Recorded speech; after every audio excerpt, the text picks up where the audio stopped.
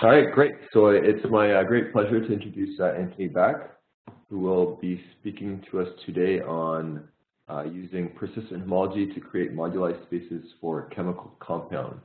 So computational topology for drug discovery. Thanks. Okay, thanks for having me here. So this is joint work with Michael Lerner, who's a professor of biophysics at Earlham College. Okay, so what is the problem context here? So we want to create new drugs to solve disease. So that means that we need to find compounds to run in drug trials. So before we run compounds in trials, we want to run experiments to test their inhibition properties. And we can't test all compounds on their inhibition properties, so we want to find some small set of compounds to try. And that means we want to sort through some very large database of compounds to come up with a likely collection of compounds in order to run through this process. So we're going to look at this step of finding a set of compounds small enough to try, although I would point out that with enough computational resources, you could try and tackle the very large compound databases directly. So this process that we're talking about is virtual screening. So why do virtual screening? So high throughput screening is a physical screening of large number of potential drugs, and it's very expensive. So virtual screening is a computational approach to this problem. So it's typically done based on a lot of knowledge, biochemical knowledge about the problem. It reduces the cost of high throughput screening. And a typical goal for us, and this is just sort of like, these are really rough numbers, is from a database of compounds, you want to be able to select 90% of the potential drugs out of there, and maybe it represents 10% of the total compounds in the database. So there are lots of existing methods for doing this, looking at structure information, primarily chemical information, fingerprinting, etc. One thing that's going to be different about our method is that we're going to understand something about the space of compounds and not just individual compounds on their own. And I'll get back to showing how that comes in a little bit later. So just to regroup here, so our goal is to find the set of relevant bioactive compounds in the database. Okay, so we're going to do this in a particular example. So we're looking for DHFR inhibitors. So DHFR is something that's necessary for cell reproduction, and we're going to, by stopping cells from reproducing, we can target various kinds of disease. So an example here is methotrexate for cancer. So when you stop cellular reproduction, you stop cancer from being able to grow, right? So another application is as an antibiotic. So bacterial have a similar cellular process, slightly different, but very similar. If you have a DHFR inhibitor, you can use it as an antibiotic. And then there's also protozoa, like malaria, it's the same idea, right? So DHFR inhibitors represent a large class of drugs with lots of potential uses, from cancer to malaria treatments to treating pneumonia, etc. So the multi-species aspect of this drug makes it more complicated. So we're not just looking for generically bioactive compounds, but we want to understand per species bioactivity. An example is you don't want to target, you have an antibiotic targeting E. coli that's also killing the human host, right? And the same for pneumonia or malaria. We want precise species targeting of our drugs. So methotrexate is actually the first historical example of structure-based design. So it's a drug that was designed to inhibit designed to be a DHFR inhibitor. Now, here on the top is the actual one in the human, and on the bottom is the drug. So they're similar, but not exactly the same. And so here's an example of a similar molecule that doesn't work as a DHFR inhibitor. So structure-based design is hard. So design typically requires a lot of biological and biochemical experiments and knowledge and years of work in order to get right. And I should add here that I'm not really speaking from experience, and in fact, sort of anytime you hear me talking about like biology or chemistry in this talk, it's like I've memorized something that someone told me. I'm not an expert in any way in those areas. In any case, it is known to be hard. So methotrexate, which was designed in the 40s and 50s, is still in use today as an anti-cancer drug. So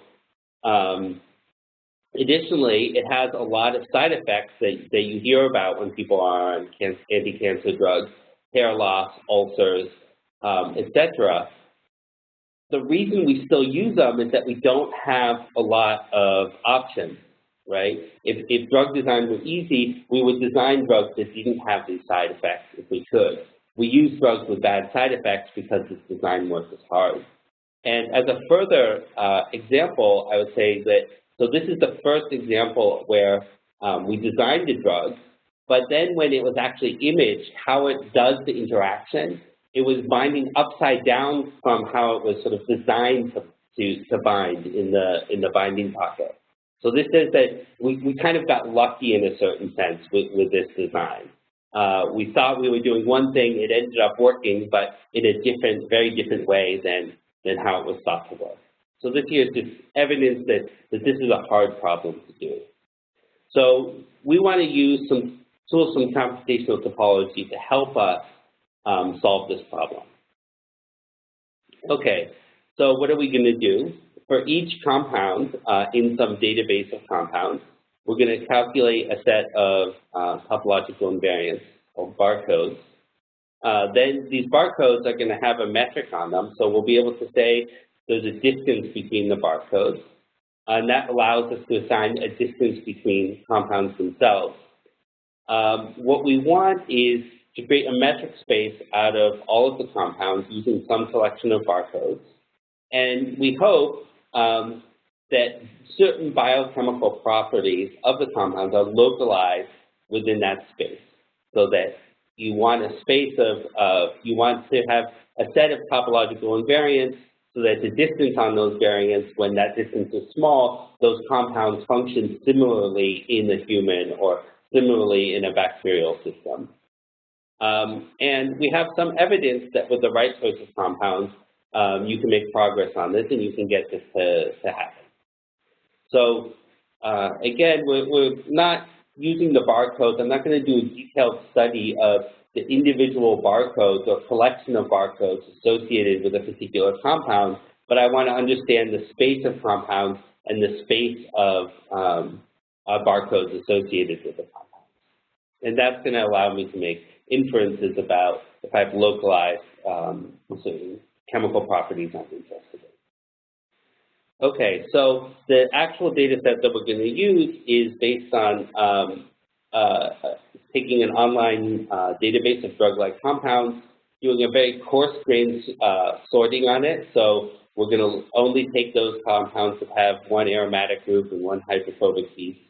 Then we're going to augment this database with literature search of all known DHFR-based drugs across all different species, so human, E. coli, pneumonia, and picarini, and we're going to combine these into a signal data set with about 4,000 compounds.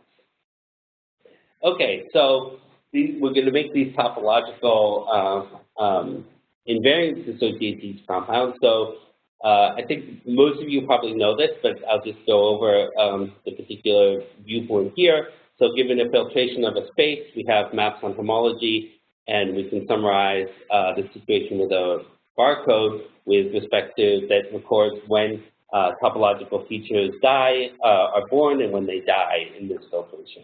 So we're going to use a number of different filtrations in order to capture different information about the compound.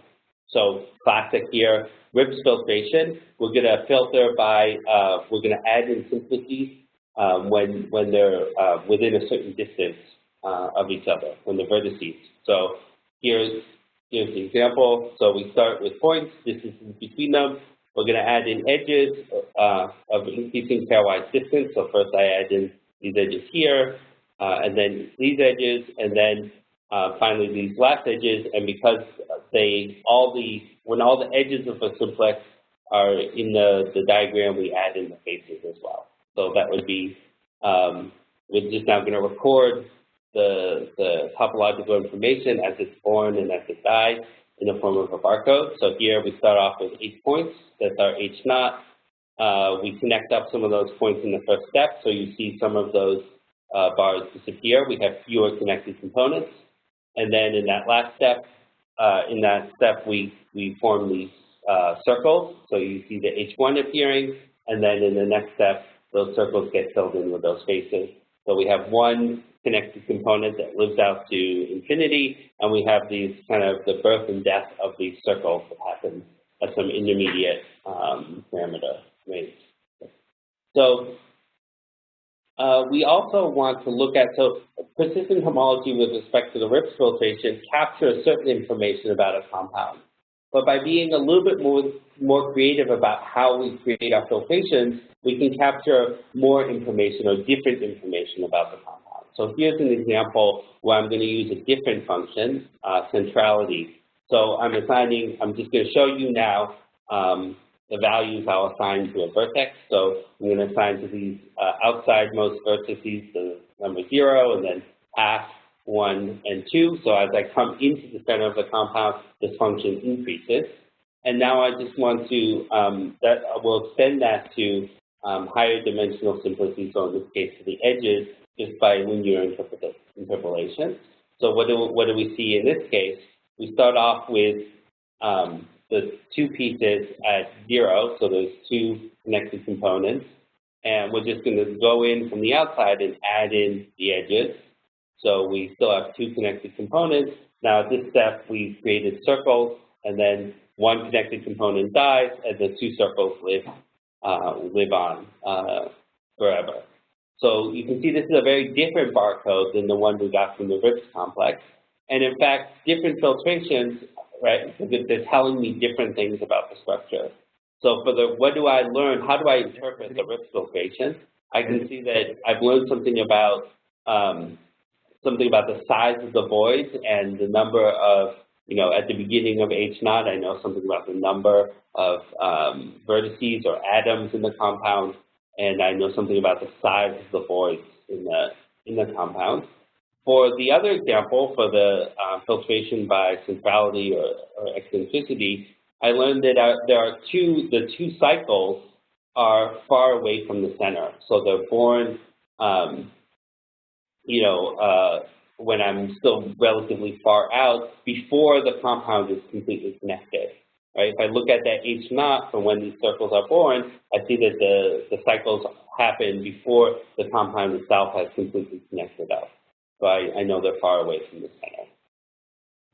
So you can interpret barcodes, and you can also engineer barcodes to answer different questions or extract different kinds of information from the compounds. Sorry, Anthony, can I interrupt you for a second? Yeah. So just to clarify, for the second filtered simplicial complex, you started with a point in the RIPS complex? So I fixed an underlying complex. So here I'm just taking let's say you could say the bond graph, and I'm going to filter that. I see. Okay. I'm going to filter it using a function. In this case, it's centrality, so the distance from the center of mass of the compound.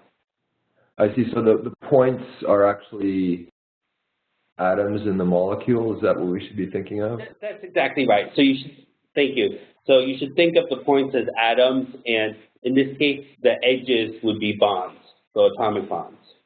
And the distance between Is there I guess there is a distance between edges. What's that's the bond length, or? So there are bond lengths, but that's not, right now I'm just fixing all the bonds, and I'm filtering by this other parameter, which is the distance from the center of mass. And then the distance measured where each bond just has length 1, is that right? No, so here, well, in this case, the way I've drawn it, it's sort of, this is just conceptual. This is not an actual centrality measurement, and you're kind of calling me out here on a little fudging.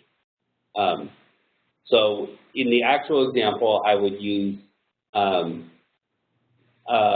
use both, so I use the graph distance in the actual example.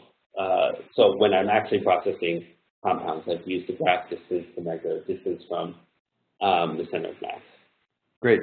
All right, thanks a lot. Yeah, sorry, a little bit of fudging there on my part. Thank you. Okay. So, but the takeaway here, right, is that 1, barcodes are interpretable, and 2, you can engineer them to extract specific kinds of information in a systematic way from in this case, chemical compounds. Okay. So just one small point here is that there's 2 different metrics floating around, and that was actually just brought up in Peter's comment. There's a graph metric and an embedded metric, so just the Euclidean distance for the compound sitting in 3-dimensional space. And I'll just point out that these give sort of slightly different information. And Henry talked, I think, in detail, I think, about some of these issues. So here I have points on a circle, and I have 2 distances that I can consider. So I can think of them as sitting in the plane, or I can think of it as an abstract metric space.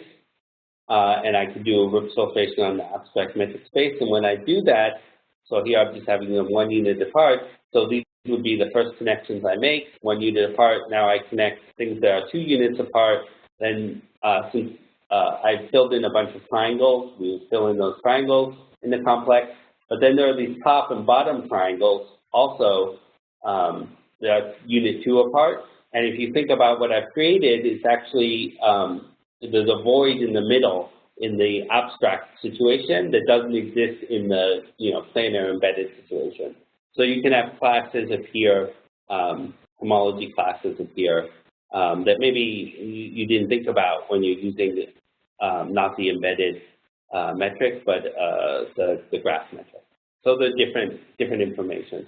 And Henry talked in great detail about, in fact, this specific problem about endpoints on the circle a couple weeks ago.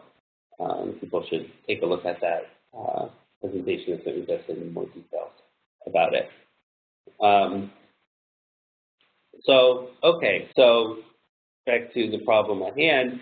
So a chemical compound is a finite metric space. So the points are in 3D atomic coordinates, or the points are points have 3D atomic coordinates.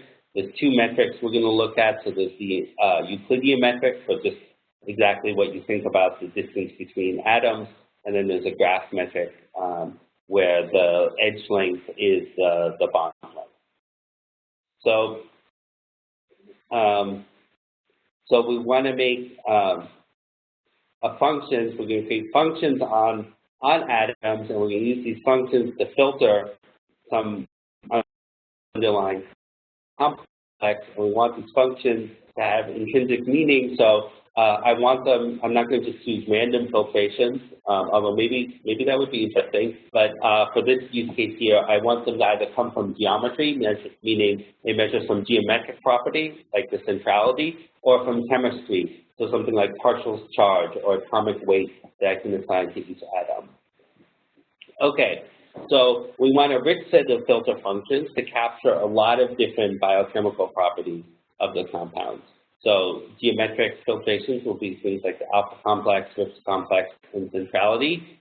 For chemical filtrations, we use atomic mass and partial charge. And I'll just point out that even the geometric functions are sort of implicitly chemical because something like bond, right, the distance between two atoms in the RIPS complex is determined by chemistry, right? So even the geometric stuff is already implicitly capturing chemical information. Okay, so when we do this, we're going to have to make a number of parameter choices. So this is something that, I think points to an area where we want to make improvements on the map side, which is a better understanding sort of both theoretically and computationally of multifiltrations. In this case, you can think of like all these different filtrations. I have sort of one giant multifiltration, but what I'm going to do is fix various parameters and just look along, single lines through this multifiltration and kind of do that with a bunch of different parameter choices to sample, in some sense, the multifiltration. So we'll choose things like multiples of the carbon-carbon bond length, just because that seems very natural, sort of a natural unit in this problem.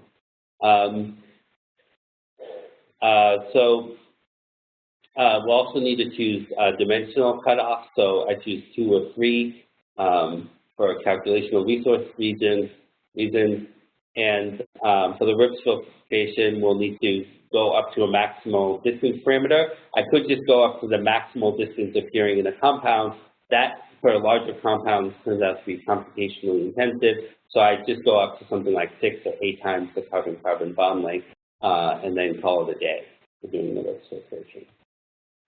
Okay, so there's a lot of parameters. So we end up with hundreds of barcodes for each compound. And this is, unfortunate, but sort of that's where we are. So fingerprints are sort of that's standard terminology for a compound. So I might call this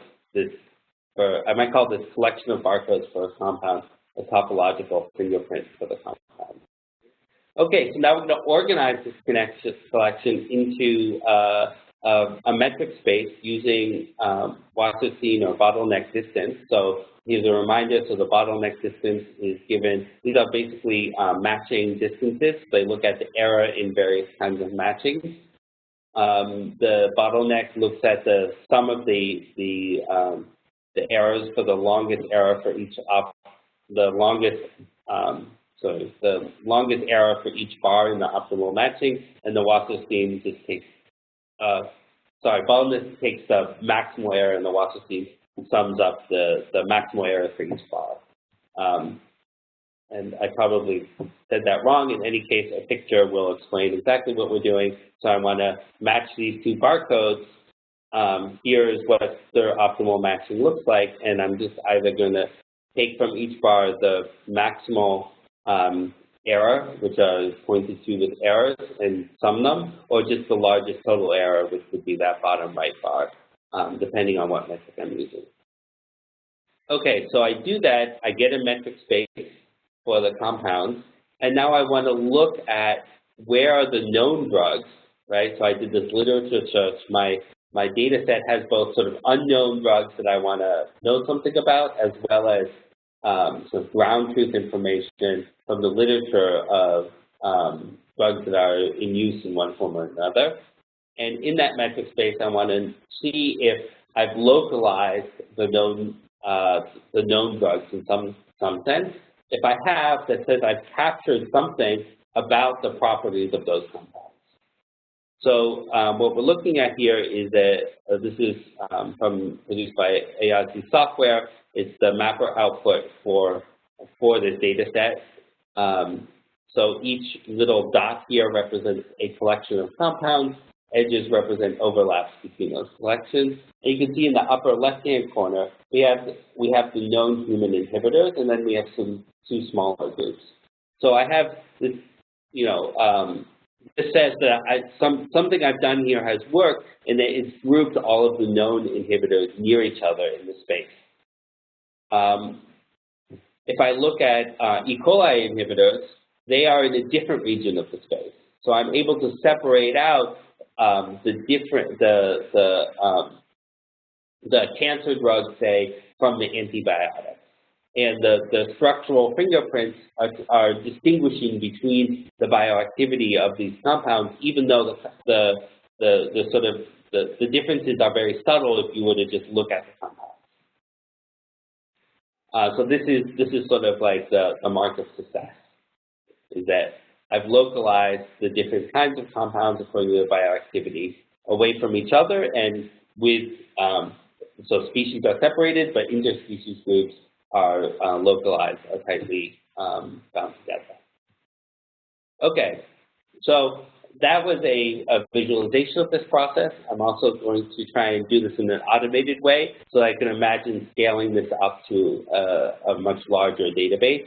So here, I'm going to use the fact that the space of barcodes forms an algebraic variety, and I'm going to use functions from that algebraic variety to embed the space of barcodes into Euclidean space, where then I can just apply normal machine learning methods.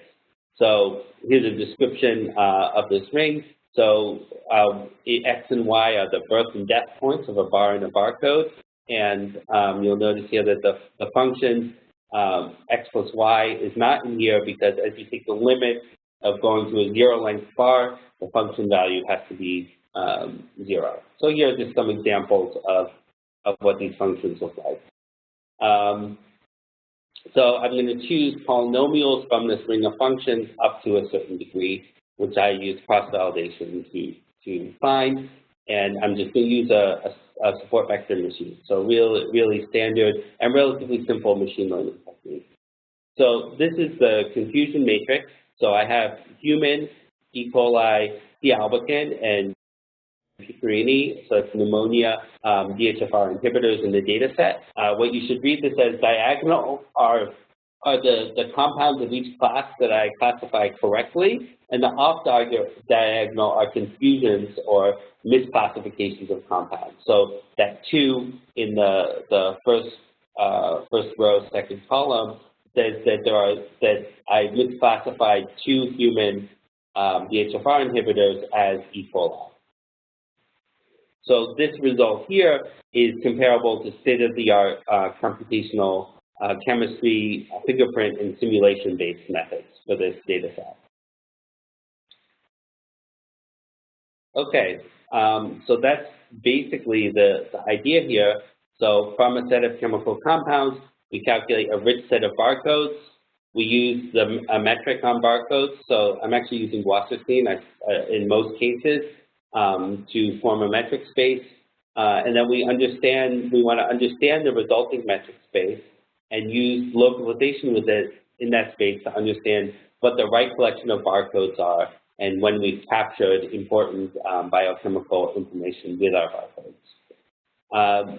This method achieves state-of-the-art accuracy for classification for this data set, and additionally, it adds something which is this global view of the space of compounds that was inaccessible with previous methods.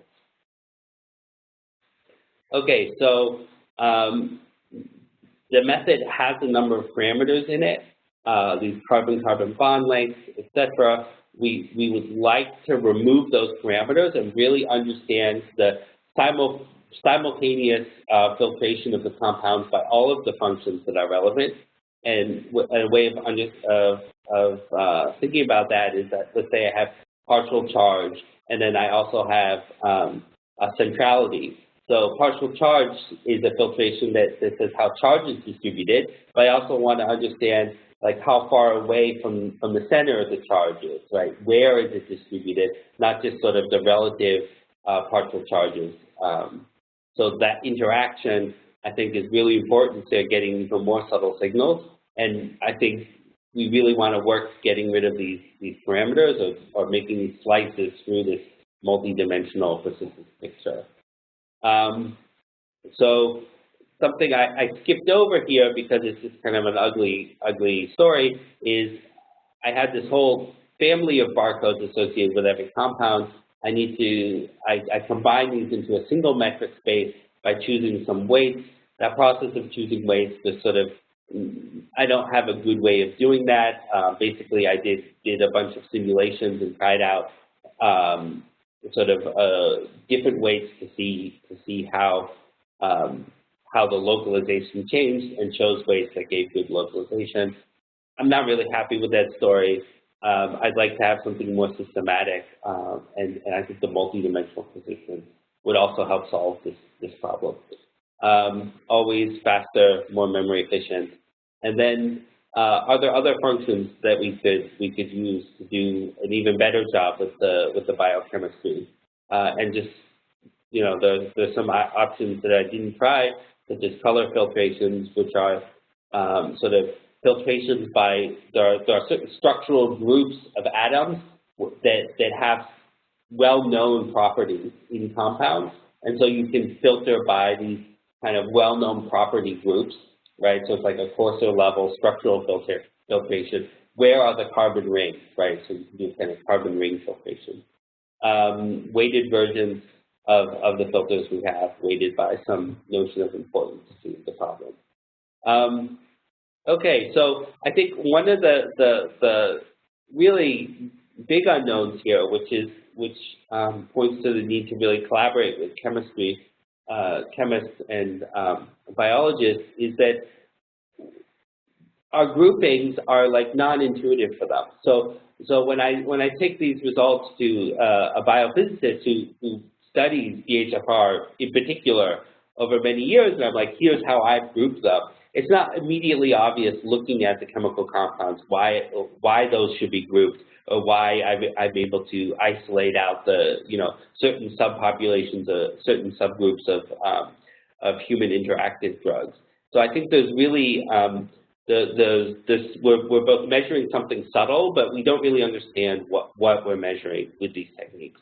And I think that really points to the room for a lot of collaboration with other people. I think these drug-like compounds are relatively small. I think it would be really interesting to round up a lot of compute power somewhere and look at something like the space of proteins and start forming spaces of proteins and understanding how functional groups and protein structure are reflected in the space of proteins. Okay, so this is joint work with Michael Lerner. It was primarily done while I was at a variety of institutions through a series of postdocs, same with Michael, and we used Dimitri's Dionysus library to do all of our persistent homology calculations. Okay, thank you. All right, thanks a lot, Anthony.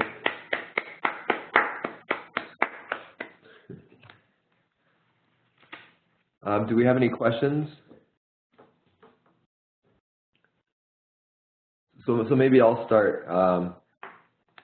So for each of the chemical compounds you calculated, like you said, hundreds of barcodes for each of them. That's right. And I kind of assumed that you would calculate distances between them pairwise and then add them up somehow, but then you said something that you actually combined all of the barcodes using weights. So does that mean you made one kind of big barcode? No, it means that, so I'm not combining the barcodes, I'm combining the distances. So I just take a convex, you know, sum of distances to get a new distance.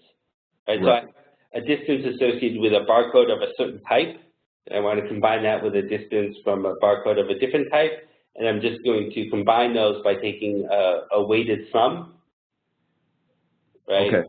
With a, you know, it's a weighted L1 norm, I guess. You're summing them linearly with weights. Distances with weights. Yeah, is that? I don't see what the L1 part is, but I'm just doing it linearly instead of like. It's like D1, you know, C1 times D1 plus C2 times D2 is the distance, right? Okay. So then there's these weights C1 and C2. Thanks. And so what I did is I looked for localization with respect to sort of how things would localize, group different, you know, the right compounds together with a bias towards setting weights to 0 if they were small, right? So this is an automated procedure I went through trying lots of weights. And what ended up happening is that most of my barcodes ended up with 0 weights in the final output that you saw, and there were just a handful left over. So out of the 137, I'm not actually using them because most of those weights get set to 0 as part of this process. Okay. Yeah. Thanks. Anything else? Do other people have questions? Well, maybe while other people think of questions, let me ask one other one. So okay. So for each of the compounds, you filtered it in a lot of different ways, yeah. Maybe like a dozen or so ways. Is that right? And then so for each compound, you have this filtration, which is, you can think of it now as instead of a dozen filtrations, you can think of it as a filtration in R12.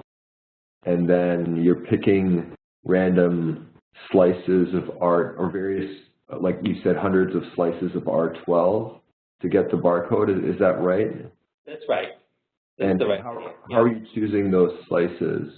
So the slices, I just, so I chose them with respect to what I would call sort of natural scale in the problem. So if like units of carbon-carbon bond length, for instance, right? So I would fix the underlying, say, RIPS complex to connect everything that's 2 carbon bond units away, right? So that gives me some complex, and then I would use centrality to filter it.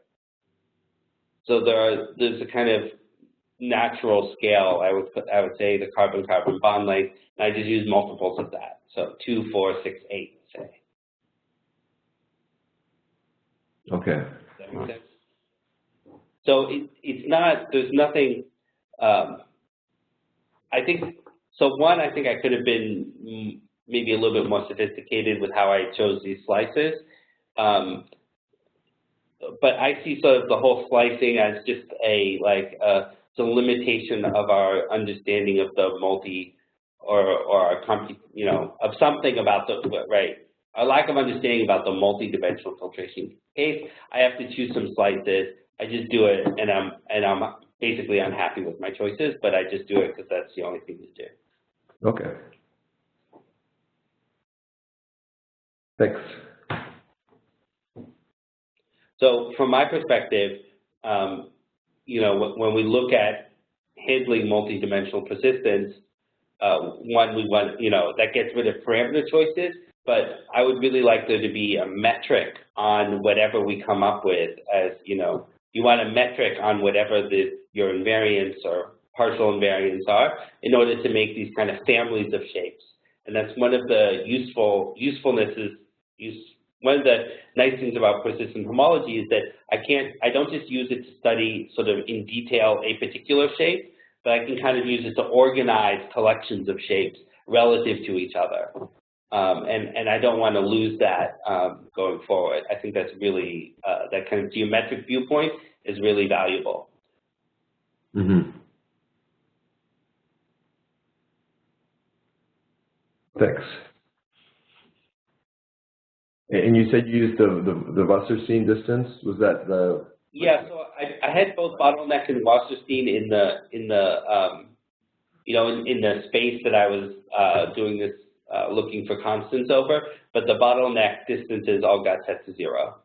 So since I don't have a good reason for you know, at the end, like which ones were not set to 0. Like I don't have a good reason for that. And I can't say, oh, never use bottleneck, right, as a result. That's just what happened in this case for this problem. I wouldn't want to say definitely only use Wasserstein because I can't tell you why the bottleneck coefficients all ended up not being relevant. Is it problem specific? You know, is it because of something about the DHFR problem? Or is it something about like Wasserstein, it's just more subtle, just use that, right? I don't know. Okay, thanks. Yeah.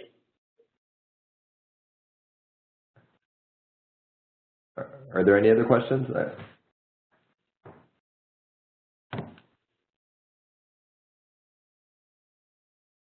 Okay. All right, let's all thank Anthony for an excellent talk. Thank you very much. All right, thanks.